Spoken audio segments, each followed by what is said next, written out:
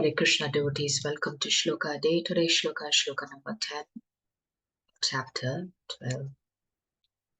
Abhyasepyasamarthosi Abhyasepyasamarthosi Matkarma paramo bhava Matkarma paramo bhava Madartham api karmani Madhartham api karmani Kurvan siddhim avapsyasi. Parvan siddhim avapsyasi. Word for word meaning, translation and purport by His Divine Grace, Srila A.C. Bhaktivedanta Swami Maharaj, Srila Prabhupada ki jai.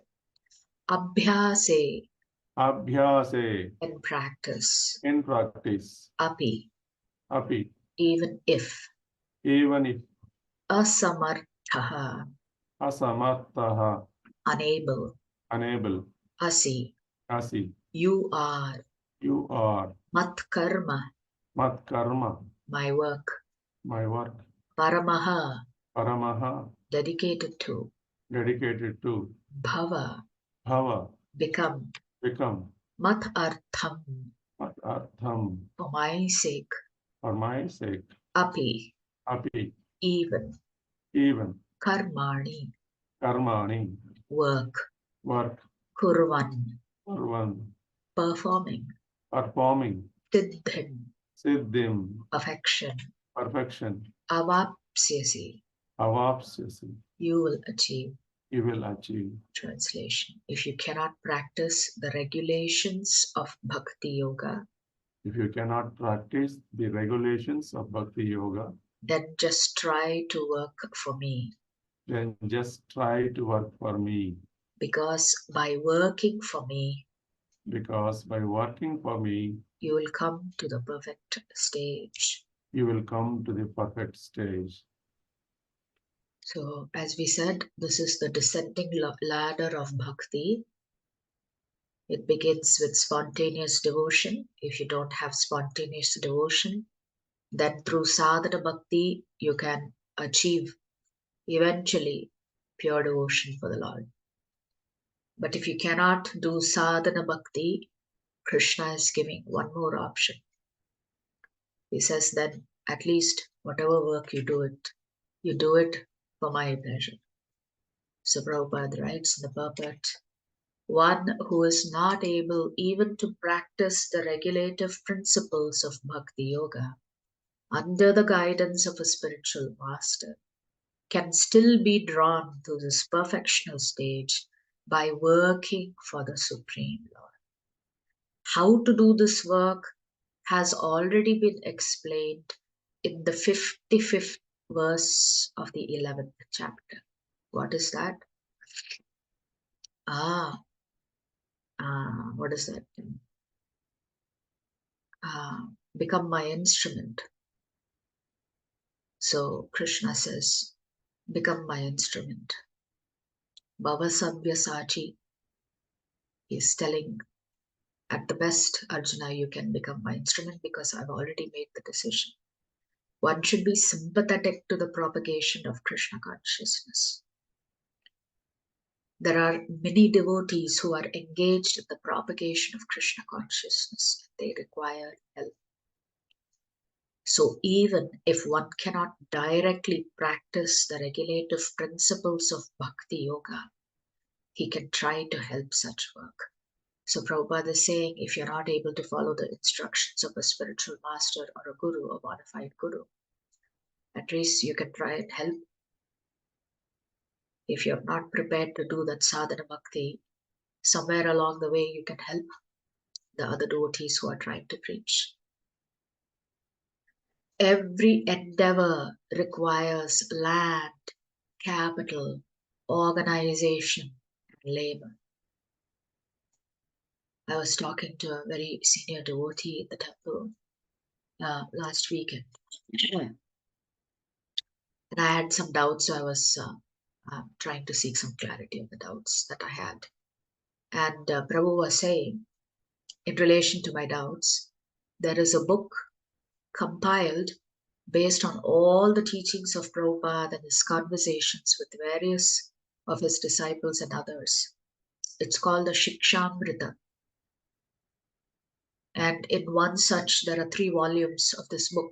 Essentially, Prabhupada's instructions for us are how to use capital in the service of Krishna, how to manage an organization, how to manage people working in the temple, how to manage volunteers.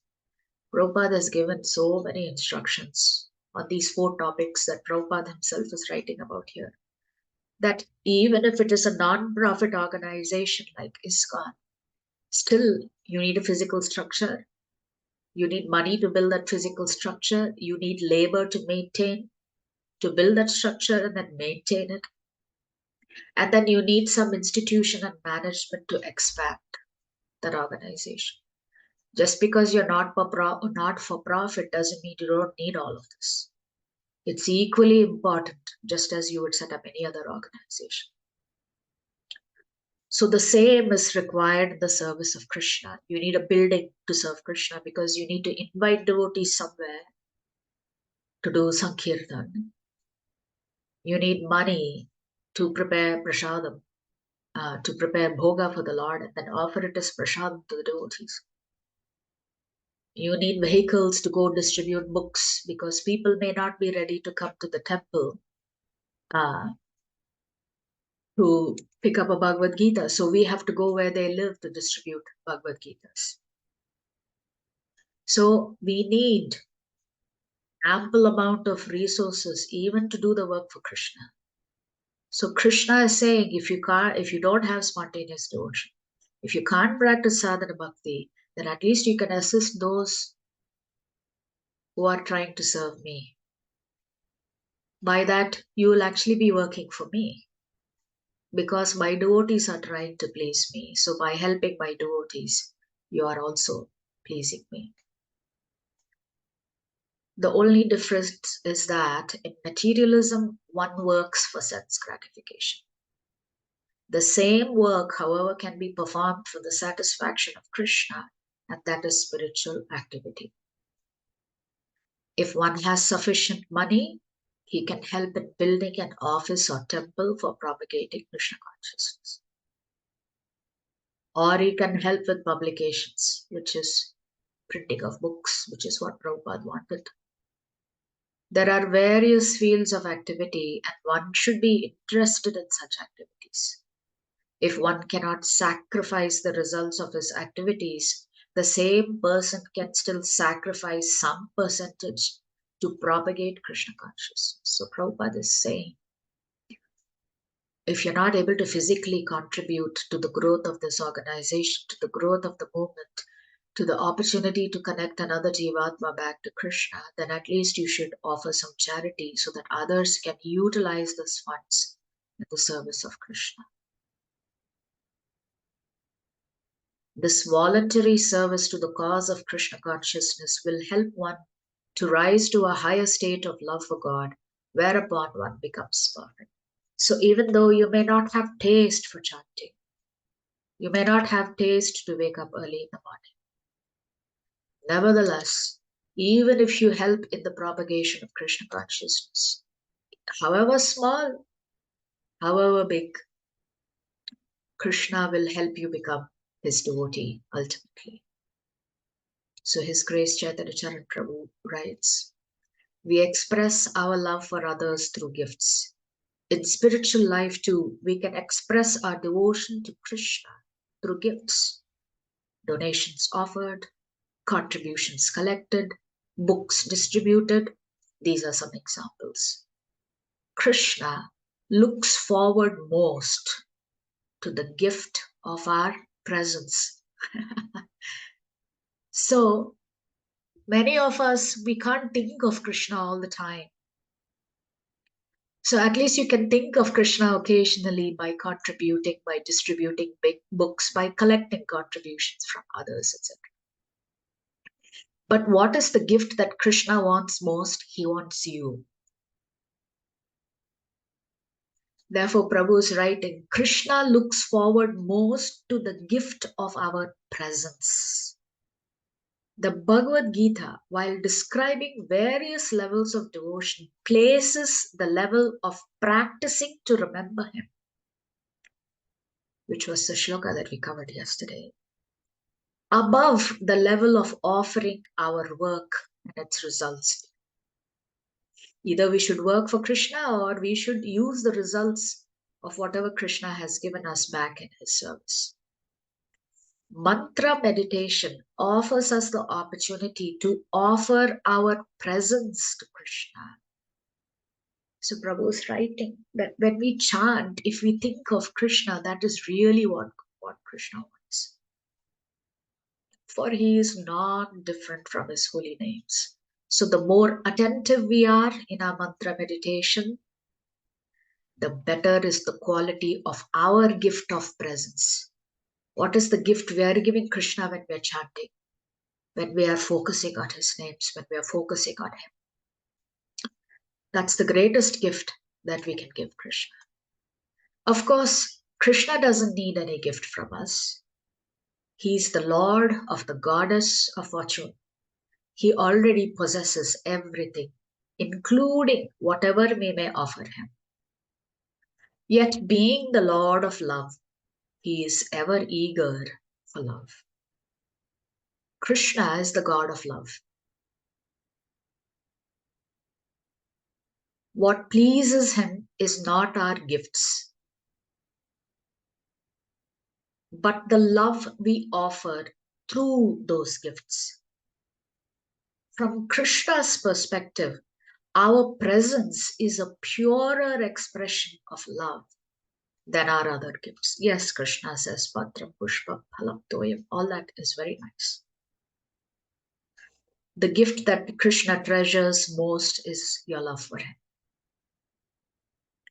Because when we offer our service accomplishments to him, that offering is likely to be contaminated by the desire for glorification by others. So, for example, let's say I give 1 crore to the temple and I want everybody to know that I've given 1 crore to the temple. Then even though I have done a wonderful example of working for Krishna, still it is contaminated by my desire to be recognized for my donation. People should know how charitable I am. So that's a contamination. That's not a pure gift to Krishna. The offering of our presence through our attentiveness in meditation is less likely to be similarly contaminated because it's not so visible in the eyes of the world. So when all your heart is listening to the names of the Holy Lord when you're chanting, it is less likely to be contaminated. Which means if you're fully attentive while you're chanting, that's the best gift you can give Krishna. When he's pleased by our presence, he fills our heart with the enrichment of his love. Then what does Krishna do? He says, oh, this devotee is so nicely chanting my name. He's always thinking of me when he's chanting.